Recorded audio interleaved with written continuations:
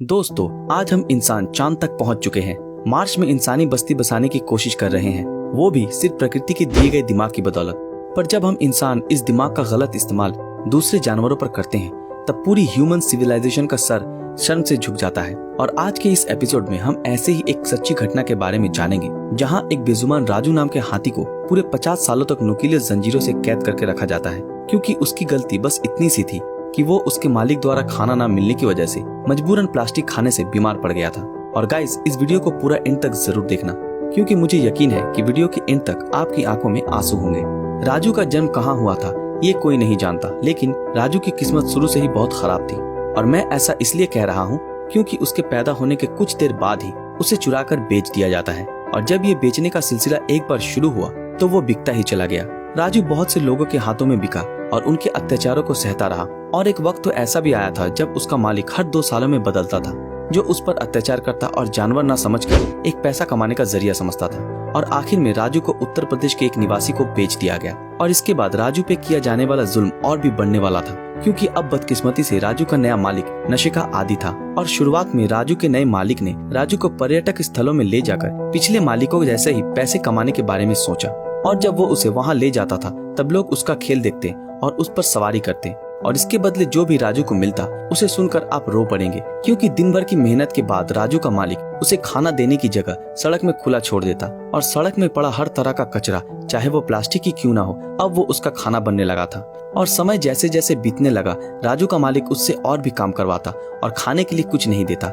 इस वजह से एक समय ऐसा भी आया कि राजू की तबीयत बहुत खराब रहने लगी, जिस वजह से उसके मालिक ने राजू को अपने घर के पीछे एक लोहे की नुकीली जंजीर से बांधने का फैसला किया।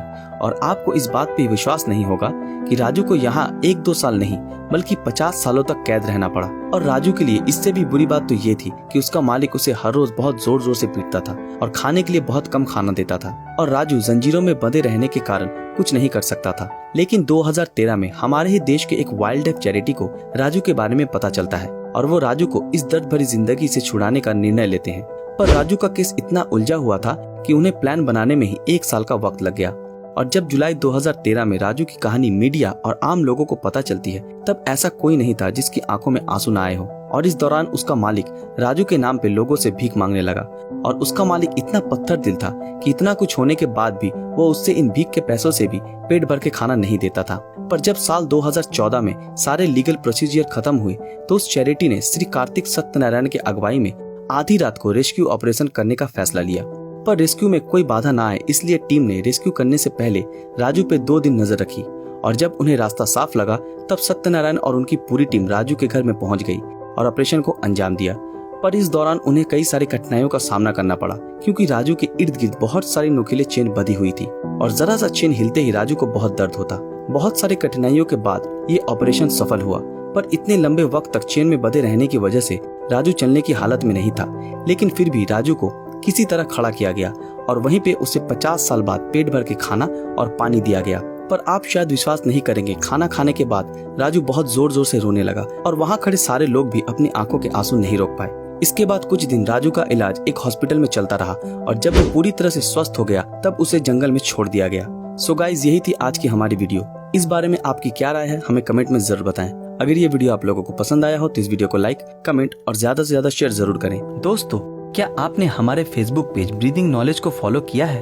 अगर नहीं किया तो अभी तुरंत कर लें। तो फिर मिलते हैं आपके साथ अगले वीडियो में, तब तक के लिए अलविदा।